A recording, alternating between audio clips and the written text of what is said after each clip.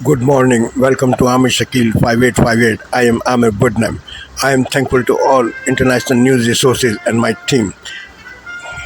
Following headline news have been reported by American, European, Canadian, Australian, African, and Asian channels and AP, AFP, and Reuters news agencies. Now the news headlines. Trump is trying to find whether Kamala Harris is Indian or she's a black. When he appeared in Black Journalist program, accused mastermind 9/11 attack are in plea deal. French and American players are breaking records in Paris Olympics. Iranian Supreme Leader threat attacking directly Israel over Hamas leader killing in Tehran. Western states of US are battling wildfires. Indian landslide killed 150 people. Shark attacks. Boar's head recall meet. Father and daughter win same medals 32 years apart in the Olympics. On Wall Street, Nasdaq, S&P 500, Dow Jones Industrials all went up.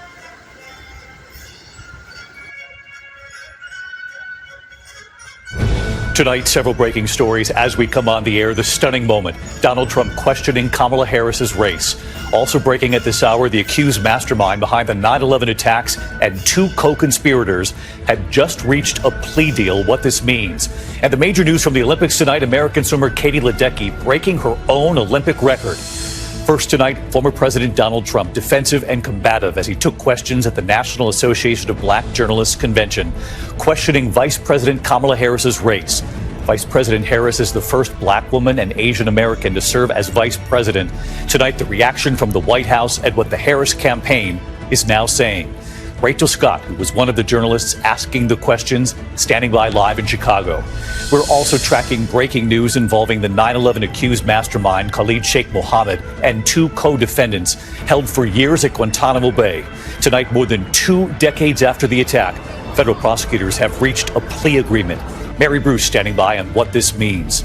Tonight, tensions growing in the Middle East. There are new reports this evening. Iran's supreme leader has now ordered a direct attack on Israel after the assassination of the Hamas political leader who was killed while visiting Tehran.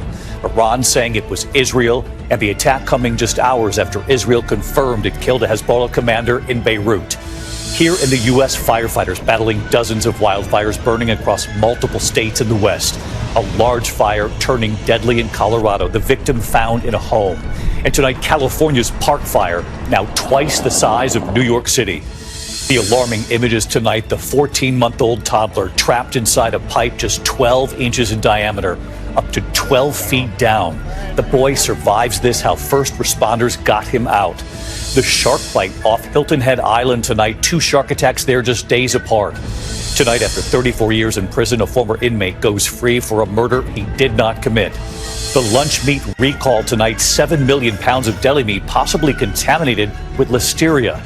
American swimmer Katie Ledecky breaking her own record at the Summer Games today. And America Strong tonight, the father and daughter Olympic swimmers winning the same medal for the same event, 32 years apart to the day. From ABC News World Headquarters in New York, this is World News Tonight with David Muir.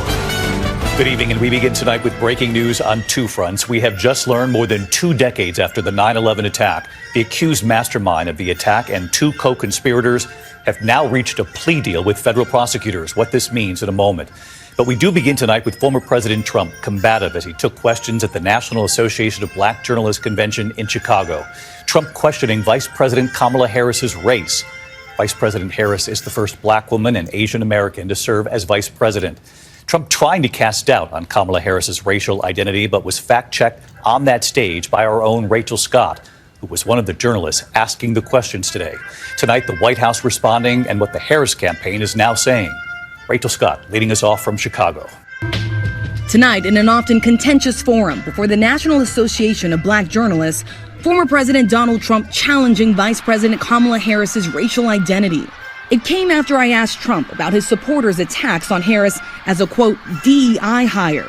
DEI being short for diversity, equity, and inclusion. Do you believe that Vice President Kamala Harris is only on the ticket because she is a black woman? Well, I guess maybe a little bit different. So I've known her a long time indirectly, not directly, very much. And she was always of Indian heritage, and she was only promoting Indian heritage. I didn't know she was black until a number of years ago when she happened to turn black, and now she wants to be known as black. So I don't know, is she Indian or is she black? She has always identified college. I respect either one, but she obviously doesn't, because she was Indian all the way, and then all of a sudden she made a turn, and she became. Just to be clear, and I think somebody should get into that too when you ask. Continue in a very hostile, nasty tone. It's a direct question, sir. Do you believe that Vice President Kamala Harris is a DEI hire, as some Republicans I really don't have know. said? I mean, I really don't know. Could be. Harris is both the first black woman and the first Asian American to serve as vice president. She graduated from Howard University, is a member of a historically black sorority, and when she was elected senator, she joined the Congressional Black Caucus. Tonight, the White House calling Trump's words insulting. What you just read out to me is repulsive, it's insulting, and, you know, no one has any right to tell someone who they are. Trump was also asked about his running mate, Ohio Senator J.D. Vance, who has been on defense for past comments calling women without children childless cat ladies who are miserable. Harris Faulkner of Fox News asking, when you look at J.D. Vance, is he ready on day one? Does he what? Ready on day one, if he has to be. I've always had great respect for him, and for the other candidates too. But historically, the choice of a vice president makes no difference. You're voting for the president, and you can have a vice president who's outstanding in every way, and I think JD is. I think that all of them would have been, but you're not voting that way. You're voting for the president. You're voting for me. Trump not answering whether Vance is ready on day one. I also asked Trump about his pledge to pardon those convicted in the January 6th riot. When Time magazine asked you if you would consider pardoning all the rioters, you said, yes, absolutely. Sure. You called them patriots. 140 police officers were assaulted that day. Were the people who assaulted those 140 officers, including those I just mentioned, patriots who deserve pardons? Well, let me bring it back to modern day, like about 5 days ago. Trump then talking about the recent anti-Israel protests in Washington, protesters defacing monuments. But I asked him again, would he pardon the January 6 rioters convicted of assaulting police officers? My question is on those rioters who assaulted officers. You have to would you pardon what's those going to people? happen? Oh, absolutely, I would. You would pardon those? If they're innocent, I would pardon them. They've been convicted. And by the way, the Supreme Court just they were convicted by a very tough system. Rachel Scott with us live tonight from Chicago. Rachel, let's get back to the vice president and these questions about racial identity. You fact-checked the former president in real time. Obviously, we know the facts here. How is the Harris campaign responding to this tonight? David, tonight the Harris campaign is not directly responding to those attacks from former President Donald Trump on Harris's racial identity, but they did release this statement saying, quote, the hostility Donald Trump showed on stage today is the same hostility he has shown throughout his life, throughout his term in office, and throughout his campaign for president. They add, Trump has already proven he cannot unite America, so he attempts to divide us. David. Rachel Scott, among the moderators asking the questions today. Rachel, thank you. We turn now to the breaking headline. The accused mastermind of the 9/11 terror attack and two co-defendants have reached a plea deal. Authorities say they will now plead guilty to multiple charges, including the murder of 2,976 people, reportedly to be spared the death penalty. Khalid Sheikh Mohammed, the alleged mastermind, and the two alleged co-conspirators have been held at Guantanamo Bay for years now. ABC's chief White House correspondent Mary Bruce with the details just now coming in. Tonight, the accused mastermind of the 9/11 terror attacks and two other defendants striking plea deals with prosecutors that will allow them to avoid the death penalty. In addition to Khalid Sheikh Mohammed, Walid bin Attash, and Mustafa al-Hassawi have agreed to plead guilty. The New York Times reporting war court prosecutors sent a letter to family members of the victims of the attacks, saying in exchange for the removal of the death penalty as a possible punishment, these three accused have agreed to plead guilty to all of the charged offenses, including the murder of the 2,976 people listed in the charge sheet. All three are currently being held in Guantanamo Bay, where they are expected to remain for the rest of their lives. The Pentagon has not released details of the deal publicly, but the trials of the 9/11 conspirators has been delayed for years. Last September, President Biden rejected a set of demands that had formed the basis of the plea negotiations. Some of the victims' families had expressed outrage when word came last year that a plea deal was in the works.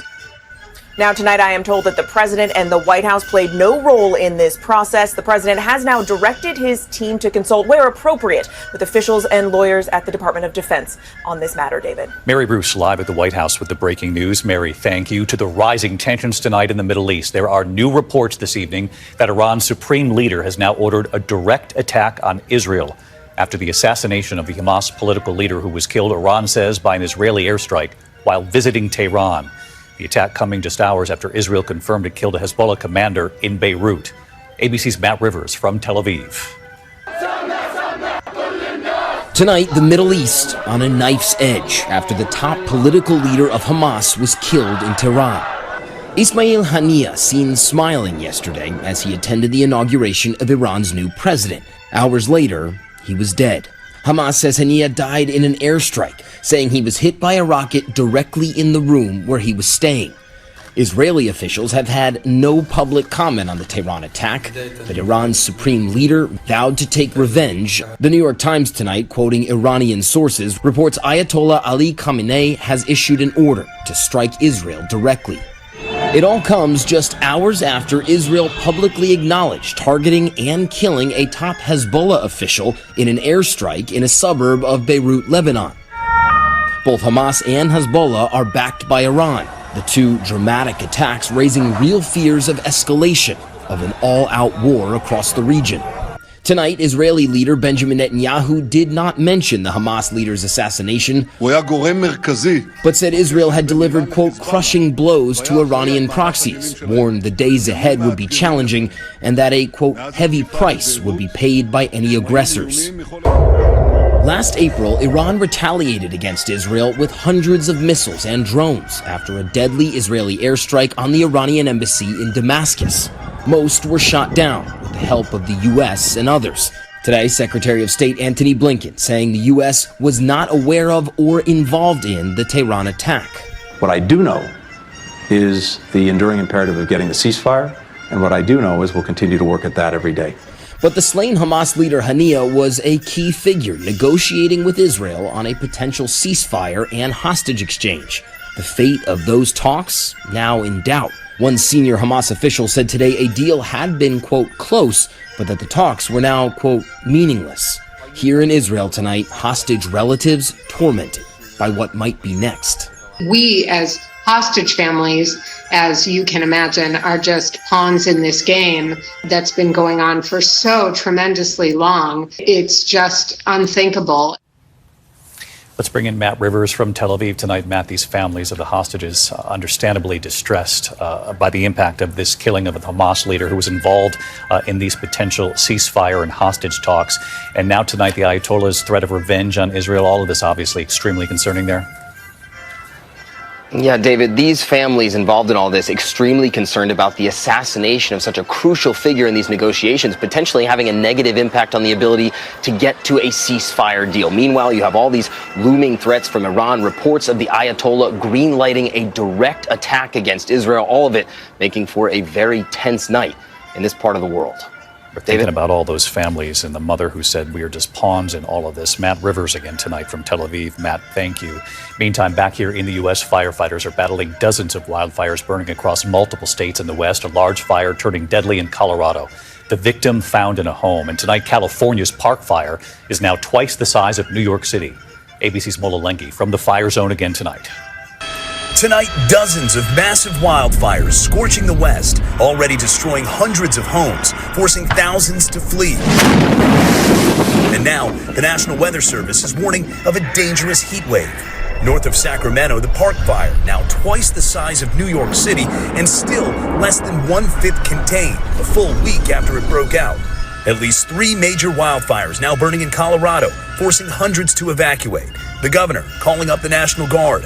Firefighters battling steep terrain, even rattlesnakes. There's debris, there's fallen trees, there's all the things that the firefighters have to fight, but it is really steep and it's loose and it's rocky. At the Stone Canyon fire north of Denver, authorities confirming one person was found dead in their home this morning.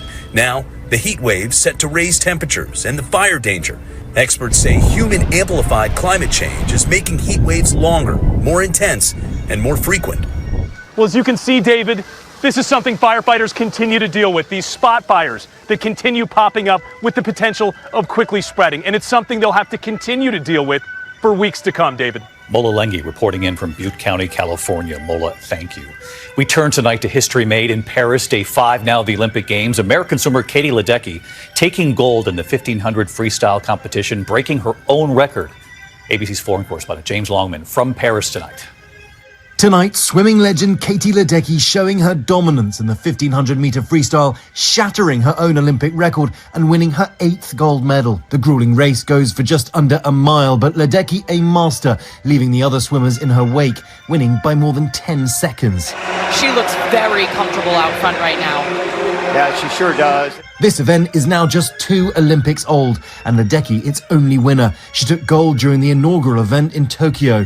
And today she earned her 12th medal overall. She's now tied with the most decorated female swimmers in Olympic history. I try not to really dwell on history or the magnitude of things. Again, I'll just let you guys do that. But yeah, I mean, those women that I'm up there with now, they're people that I've looked up to for so many years. They've definitely inspired me. So I hope that, you know, some little girl out there is watching and will come along and get up there with all of us someday too. And after days of concern over water quality in the Seine, the triathletes finally jumped in today. France's President Emmanuel Macron posting, "We've achieved in 4 years what was impossible for 100 years. The Seine is swimmable." It was an iconic event. The Seine, yeah, I had no issues in there as well. I feel absolutely fine. And David, Katie Ledecky has 2 more events this week, 2 more chances to break more records and cement her status as the best female swimmer of all time. David? She is incredible. James Longman in Paris again tonight. Thank you, James. Back here at home tonight, one note on the economy now. The Federal Reserve's strongest signal yet that an interest rate cut is approaching. The Fed leaving interest rates unchanged today. They remain at a 23-year high. But Fed Chief Jerome Powell saying because inflation and employment are now in better balance, a rate cut that would affect everything from mortgage rates to credit card rates, quote, could be on the table this September.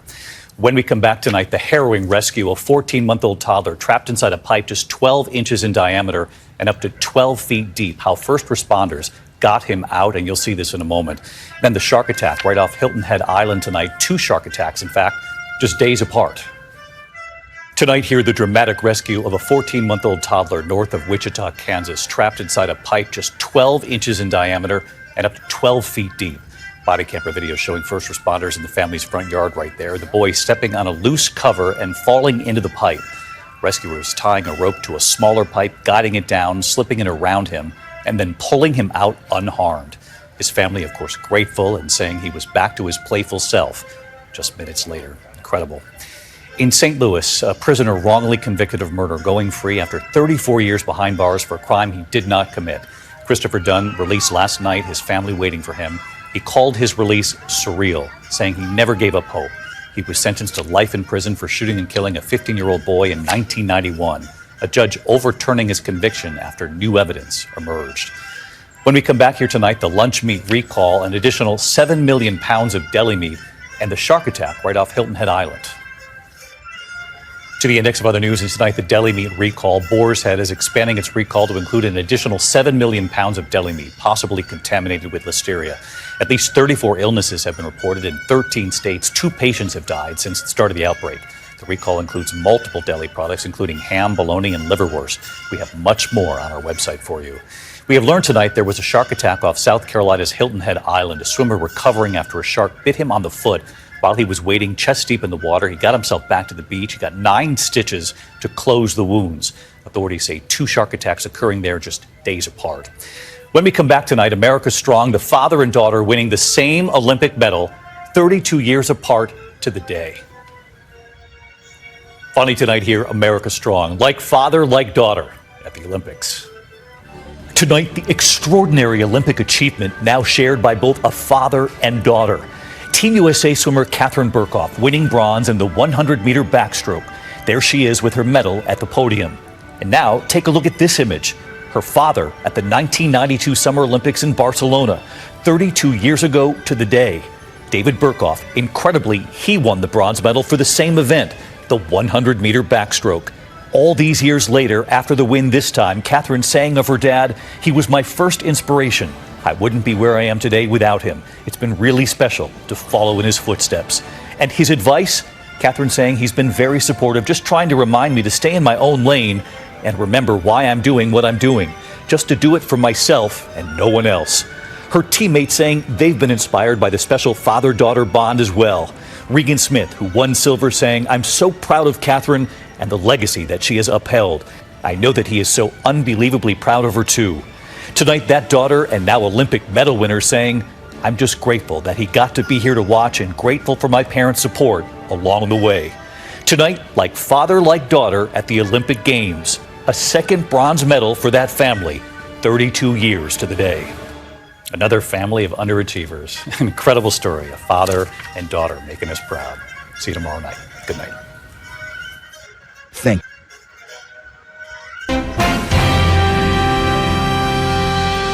Good evening. I'm Jeff Bennett. Amna Nawaz is away. On the NewsHour tonight, a top Hamas leader is assassinated in Iran.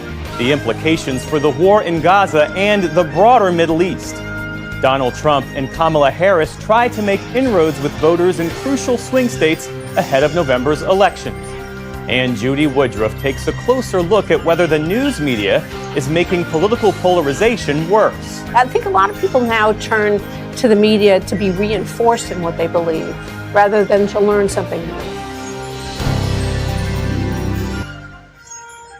Welcome to the NewsHour. The top political leader of Hamas, Ismail Haniyeh, was killed overnight in Tehran, just hours after an Israeli airstrike killed one of the top military leaders of Hezbollah in Beirut.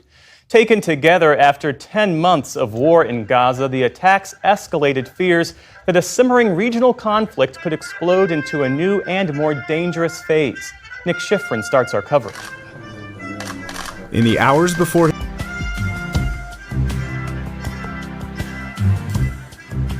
Guilty pleas stemming from the September 11th terrorist attacks lead our other headlines.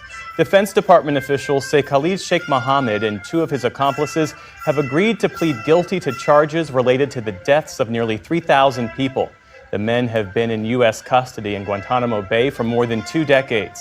They're expected to enter their pleas as soon as next week.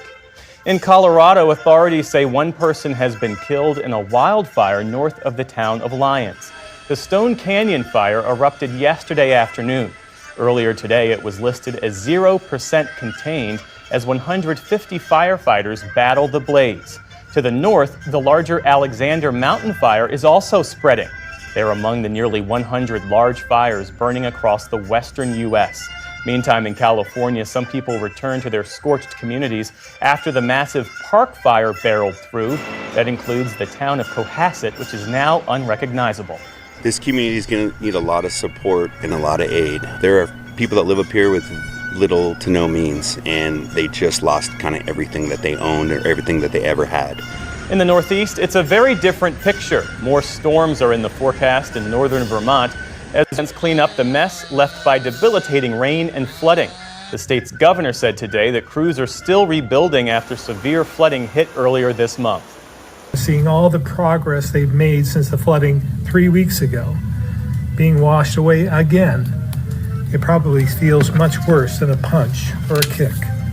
It's simply demoralizing. And in Georgia, one man is dead after a tree fell on his car during a round of severe thunderstorms last night. They also caused damage in South Carolina and left hundreds of thousands without electricity, though power has since been restored. Venezuelan President Nicolas Maduro has asked his country's Supreme Court to audit the results of Sunday's contested presidential election. But international observers condemned the audit, saying the top court wouldn't be impartial. Meantime, even Maduro's allies are calling for more transparency. President Gustavo Petro of neighboring Colombia called on the embattled leader to prove his re-election victory by releasing detailed vote counts. And Brazilian President Lula da Silva has called for the same. U.S. officials today echoed that view with increasing frustration. Our patience and that of the international community is running out. It's running out on waiting for the Venezuelan electoral authorities to come clean and release the full detailed data on this election so that everyone can see the results. Meantime, federal officials have arrested a former U.S. Green Beret over a failed plot back in 2020 to remove President Nicolas Maduro. An indictment unsealed this week in Tampa, Florida, accuses Jordan Goudreau of 14 counts related to violating arms control laws, smuggling, and conspiracy. Goudreau said at the time that he and others were acting to protect Venezuela's democracy. The Biden administration announced a series of proposals today aimed at pushing Congress to do more to stop the flow of illicit fentanyl from Mexico. They include legislation to create a national pill press registry.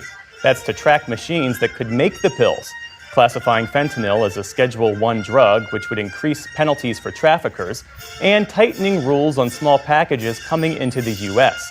that would close a loophole often used to import the substances used to make illicit fentanyl. Fentanyl overdoses are a leading cause of death for Americans age 18 to 45. In South Carolina, death by firing squad is now a legal method of execution after the state's Supreme Court ruled it's not considered cruel and unusual punishment. The ruling allows inmates to choose between that and the electric chair as alternatives to lethal injection. South Carolina has executed 43 inmates since 1976, when the death penalty was legalized under federal law. But the state hasn't carried out an execution since 2011, and the state's supplies of drugs for lethal injection have expired. 32 inmates are currently on South Carolina's death row. The Federal Reserve held steady on interest rates today, as expected, but noted that there has been further progress on tackling inflation. The central bank added that if prices continue to cool, an interest rate cut, quote, could be on the table at its September meeting.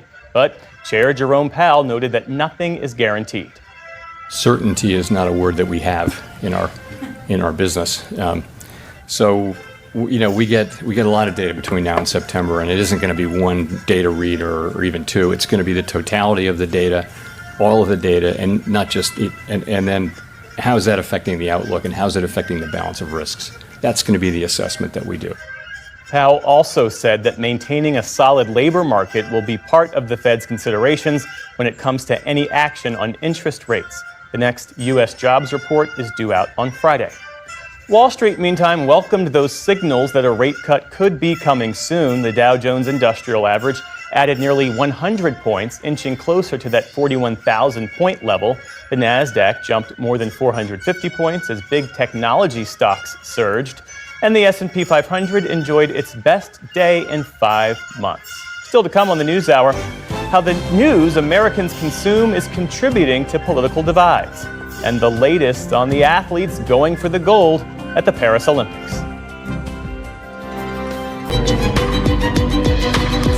Tonight, dramatic and terrifying new pictures of a wildfire in Colorado now turning deadly. With new warnings, first responders are running out of resources, and a heat wave making things worse for firefighters in California. We're going to take you live out west with more on what's happening as we speak and what's next for the people forced out of their homes.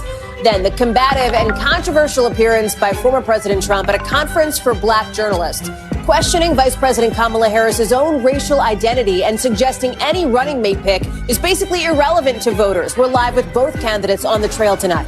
Plus, the new warnings from Iran after the killing of a Hamas leader in its capital, the Middle East on a knife's edge, and the questions about what happens from here. Then the marathon trial of young thug taking a new and pretty wild twist. More on the accusations of yet another secret meeting that has the defense calling for a mistrial. And in tonight's original, whether the weight loss drugs some people see as miracles could also come with a dangerous side effect. What doctors are now saying about eating disorders later in the show. Hey there, I'm Hallie. We'll have more on those wildfires out west in just a minute, but we'll begin tonight with And welcome to Hannity Tonight. The world is on edge. In the span of 48 hours, 2 top terrorists were eliminated, including the leader of Hamas inside the Islamic Republic of Iran. At this hour, we are monitoring the situation abroad, where Iran's supreme leader has now vowed to retaliate against Israel. So now Israel, they are battling Hamas in the south out of Gaza, Hezbollah in the north out of Lebanon, and likely facing more missile attacks from Iran.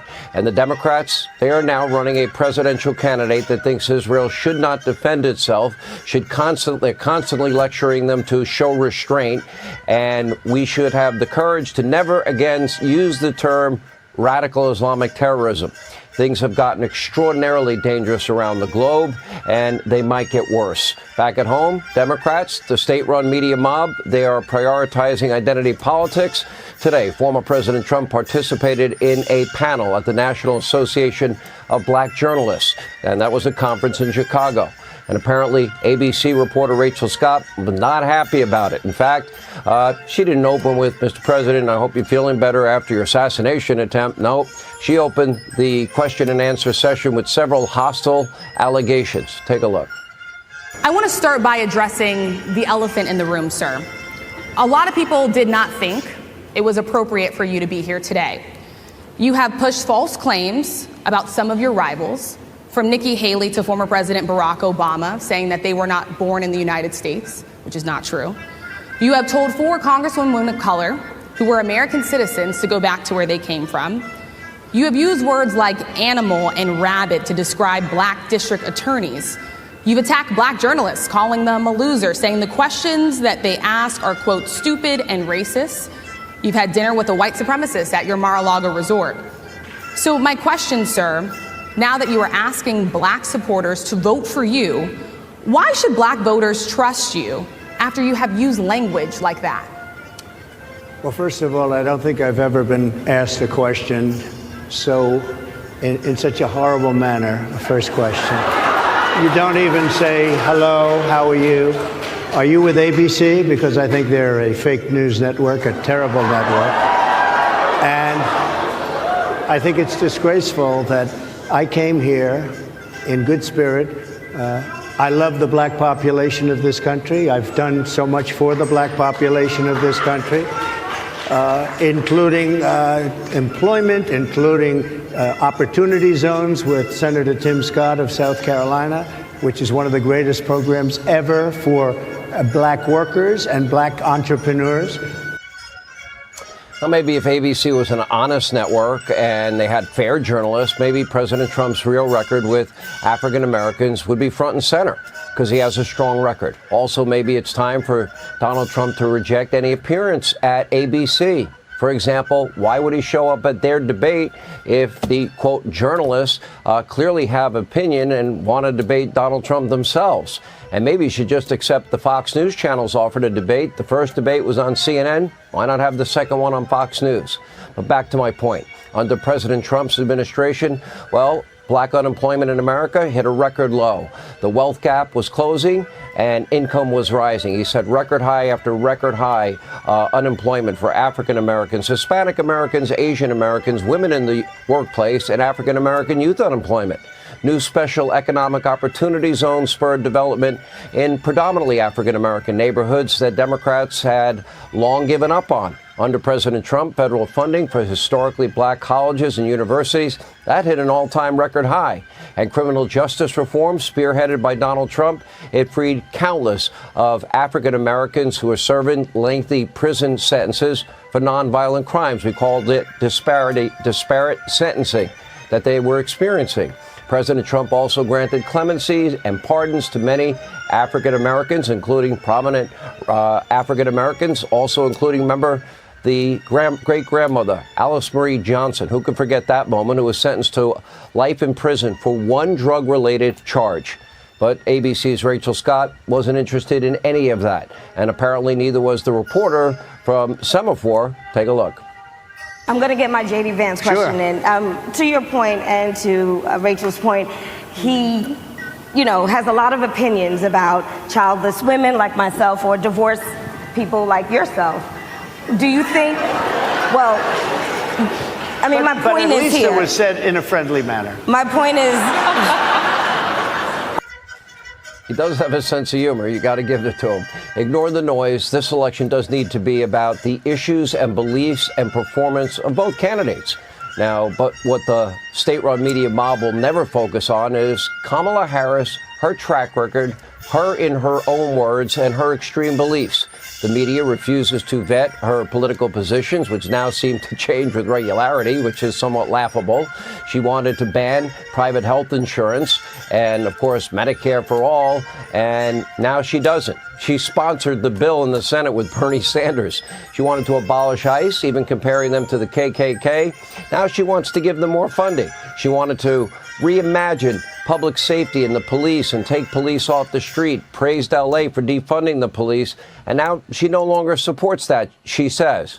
And strongly she advocated for mandatory federal gun confiscation. Now all of a sudden no longer supports it out of nowhere. And she frequently called for a ban on fracking, but is apparently now pro-fracking. You know, remember the mandatory gun buyback program? Yeah, that was a program that would be like confiscation, except they give you a few bucks for it. Anyway, sounds like the quintessential ambitious politician in the swamp that will say and do anything to get into power and stay in power. It's almost like a caricature of a bad politician. But no one really truly knows what she believes, because that's now changing daily. Again, state-run media mob, they won't bother to even ask. Kamala has given few interviews during her time as vice president, 0 interviews on Fox News, and since announcing her bid for president, she has conducted 0 press conferences. Given her track record as border czar and a senator, I think it's a safe bet that Kamala is extremely far left, more radical than any major party presidential candidate, frankly, in American history. I can think of nobody more left. On the other hand, Donald Trump says what he believes, like it or not. He will tell you what he plans to do. In his 4 years as president, he followed through on his promises. You want border security? Did it before, he'll do it again. You want peace through strength? You think the world will be safer and more secure?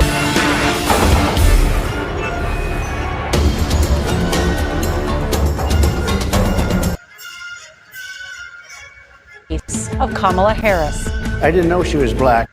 Tonight, Donald Trump questions the race of Kamala Harris. I didn't know she was black until a number of years ago when she happened to turn black, and now she wants to be known as black. So I don't know, is she Indian or is she black? The former president's contentious interview at a convention of black journalists. I don't think I've ever been asked a question so in such a horrible manner. I was told my opponent was going to be here. It turned out my opponent isn't here. You invited me under false pretense. Tonight, the reaction. CBS Evening News starts now.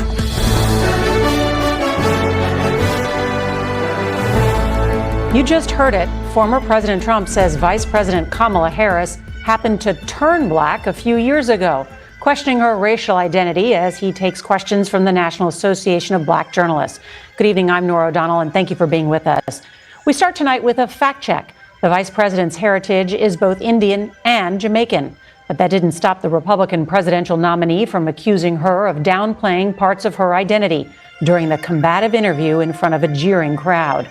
Remember, tonight, a Toronto terror plot foiled.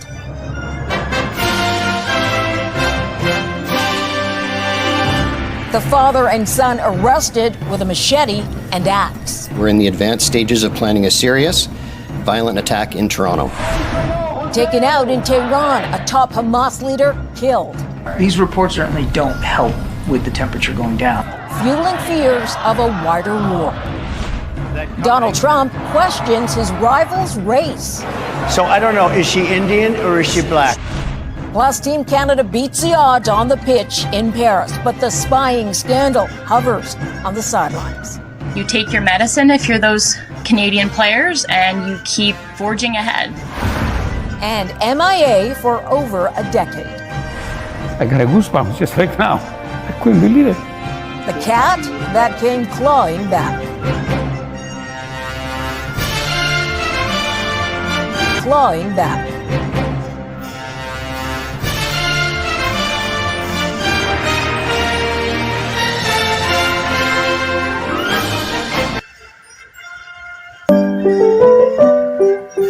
Stephen Gower plays piano to keep his brain sharp after watching his father experience cognitive issues. But it was the last 5 years of seeing him decline and end up in a care home.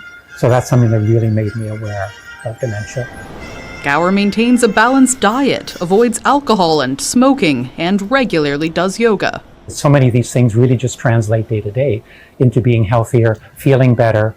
A new report in the Lancet Medical Journal suggests that's a smart approach.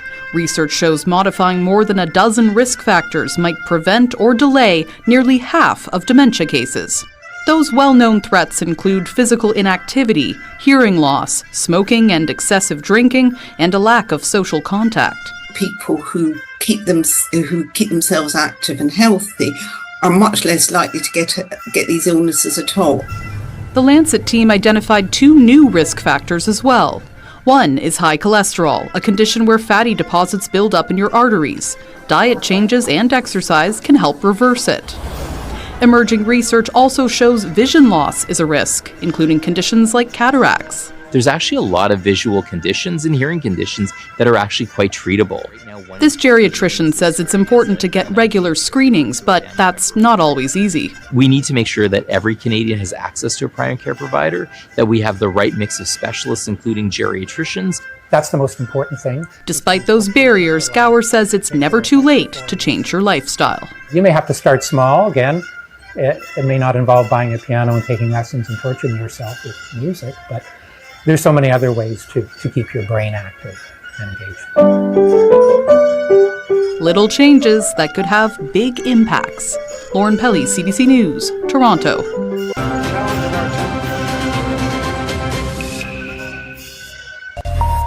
You're watching Daybreak here on France 24. I'm Stuart Norval. Thanks for joining us on the programme. The main headlines: a new swimming superstar as the Frenchman Léon Marchand wins 2 gold medals, breaking 2 Olympic records within around 2 hours. That as France climb back up the medal table to 2nd place.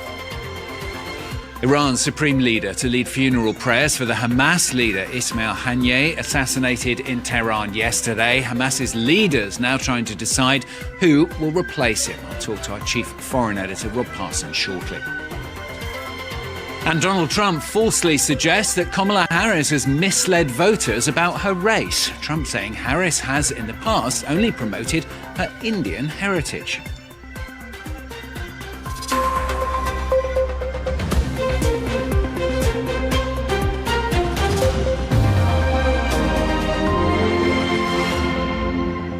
So he's been billed then as the French Michael Phelps, and the experts, well, they were not wrong. One of the most audacious doubles in swimming history, as France's 22-year-old Léon Marchand won the 200-metre butterfly and the 200-metre breaststroke finals about 2 hours apart in front of a home crowd cheering his every stroke. So 2 top-flight races, 2 very different strokes, winning 2 gold medals and setting 2 Olympic records. Our sports reporter Selena Sykes was there for us.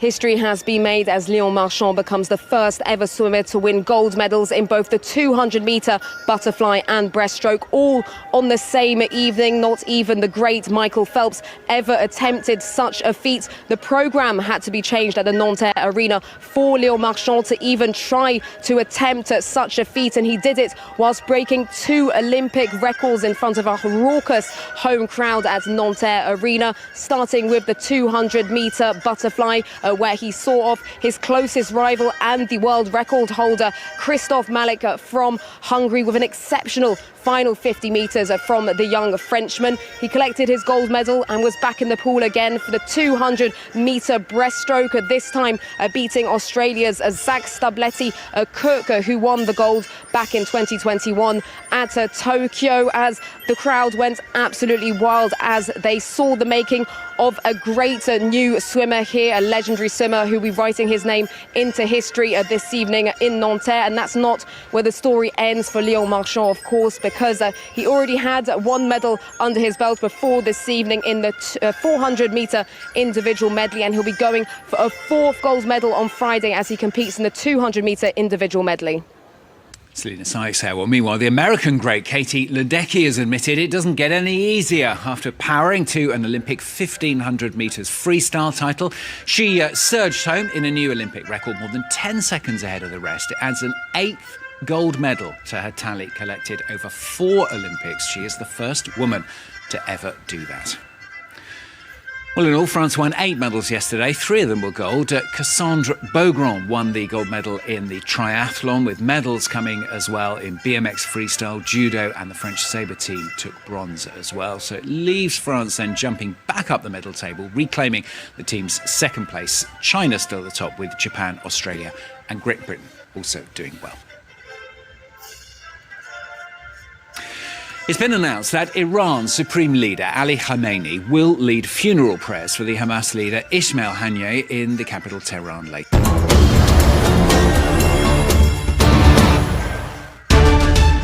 Guinea's former military ruler Moussa Dadis Camara sentenced to 20 years in prison for crimes against humanity. A court in Guinea has sentenced former military leader Moussa Dadis Camara to 20 years in prison after finding him guilty of crimes against humanity. The charges stem from the 2009 massacre of more than 150 people during a... Algeria has withdrawn its ambassador from France after Paris recognized a controversial Moroccan plan to give limited autonomy to Western Sahara under its sovereignty. French President Emmanuel Macron on Tuesday said in a letter that he saw this as the only way of resolving the long-standing dispute over the former Spanish colony. Morocco claimed authority over the Western Sahara in 1975 and Africa.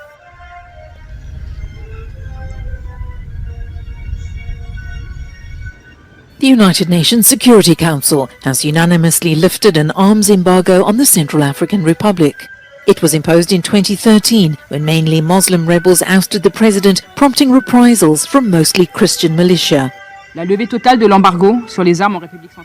complete lifting of the arms embargo on the Central African Republic is a significant decision as it marks an historic and crucial turning point for peace in October. Moroccan climate experts are warning that the severe heat wave the country is currently experiencing will continue. They say temperatures will reach as high as 47 degrees Celsius in many regions until at least Friday. Last week, the severe heat wave claimed 21 lives in the region of Beni Mellal. Dry and hot desert wind from the southern Moroccan Sahara, also known as the Sirocco, continues to blow northwards towards the Mediterranean coast of Europe. This period between the end of July and August will record higher temperatures. Climate change also has a direct impact on weather. We will have more heat waves and they'll be hotter and longer than they are now. As the sun beats down and the sale of electric fans soars, Moroccans are heading to the coast for some respite. Officials are warning people to protect themselves from the heat and to stay alert for symptoms of heat-related illnesses. Because of the extreme heat that Morocco is experiencing, and especially after hearing that it caused several deaths, my family and I decided to come to the beach to swim and to enjoy the sea. And for those on school holiday, what could possibly be a better place to be than playing in a swimming pool? British football club Chelsea is interested in signing Napoli's Nigerian striker Victor Osimhen. This as negotiations continue for Belgian striker Romelu Lukaku to join the Italian side. He is due to return to training at Chelsea this week after having spent 2 seasons on loan at Inter Milan and AS Roma.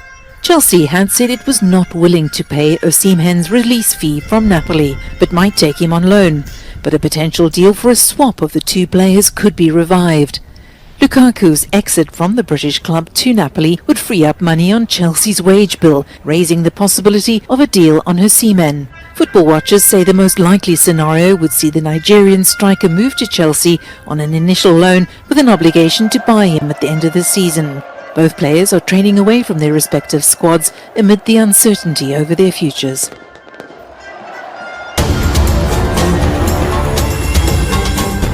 It's 11 a.m. in Singapore and Hong Kong, 8:30 in New Delhi, and 10 o'clock in Jakarta. This is Asia Now. It's 11 a.m. in Singapore and Hong Kong, 8:30 in New Delhi, and 10 o'clock in Jakarta. Good morning. I'm Rani Samtani. At this hour, tensions over the assassination of Hamas's leader. Iran has vowed revenge for the killing of Ismail Haniyeh and has reportedly ordered a direct attack on Israel. Tel Aviv has yet to claim responsibility for his death. U.S. Secretary of State Antony Blinken tells CNN in an exclusive conversation that the Biden administration was not informed in advance of the operation targeting Haniyeh.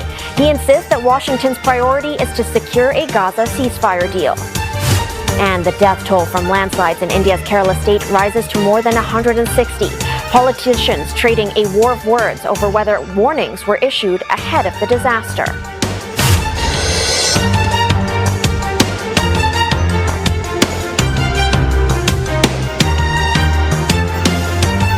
Tonight, ABC and ABC iView. Hong Kong has long been a gateway between China and the world. 5 years ago, anti-government protests engulfed Hong Kong for months. Activists are rebel rousers. Today, Hong Kong is a changed city. Freedoms that we enjoy are evaporating fast. Hong Kong now. Civil society has unraveled. Many found refuge in Taiwan. The whole society is so afraid to talk about anything. Foreign correspondent, tonight at 8 on ABC and ABC iView. I never go anywhere without a party blower. Is that a euphemism? They say truth is stranger than fiction. And how accurate is this? 50-50. But on this show, it's a fine line. I'm starting to have my doubts about this one. The game where every claim is up for debate. That would explain why it doesn't make any sense. I think this is going great. Stream Would I Lie to You and more shows like this on ABC iView or watch tonight on ABC Entertains.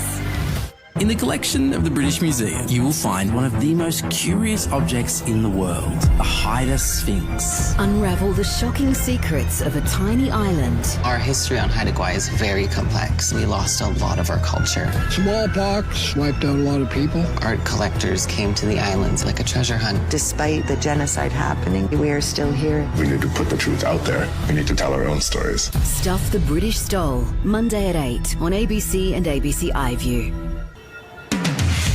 Today, Israel says it's preparing for any scenario after Iran vows revenge for the assassination of Hamas leader Ismail Haniyeh.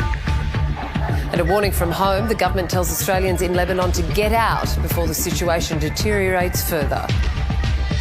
There is a risk that the Beirut airport might not be open for commercial flights.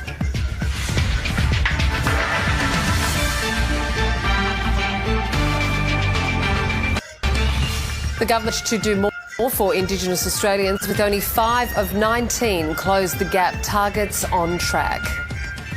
And champ paddler Jess Fox makes history in Paris while the Matildas crash out.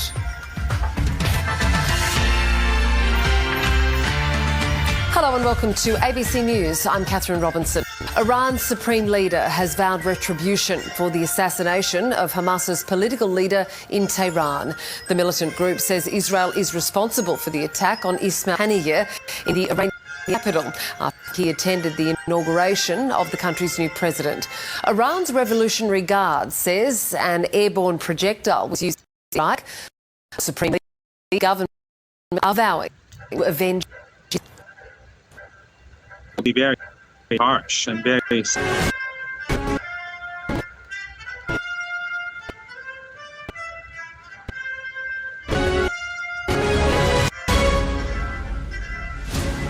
Hello, you're watching Sky News. I'm Nick. Stabbing in Southport following the deaths of BB King, Elsie Dot Stanton and Alice De Silva Aguirre. The Crown Prosecution Service has authorised Merseyside Police to charge a 17-year-old boy of Banks, Lancashire, with 3 counts of murder and 10 counts of attempted murder, following the tragic incident that took place in Southport this week. Also, former BBC presenter Hugh Edwards could face prison after pleading guilty over indecent images of children. Iran vows revenge after the death of a Hamas leader, while Israel warns of challenging days ahead. Donald Trump questions Kamala Harris' racial identity during a confrontational appearance at a black journalists' event. Now she wants to be known as black. So I don't know, is she Indian or is she black?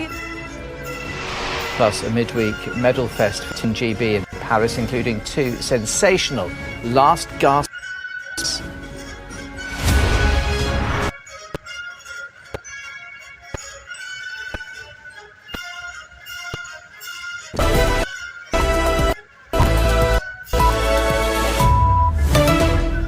This is DW News live from Berlin.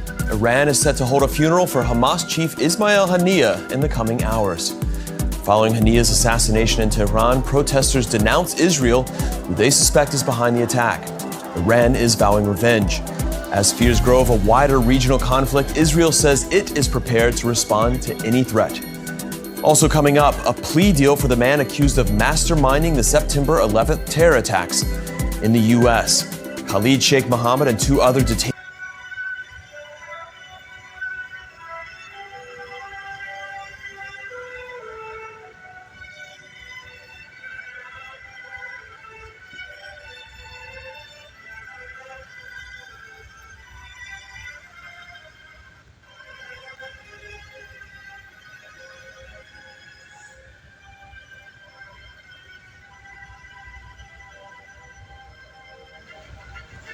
Thank you for watching and privilege of your time. This is Amir Shakil 5858. I am Amir Woodman. Have a good life.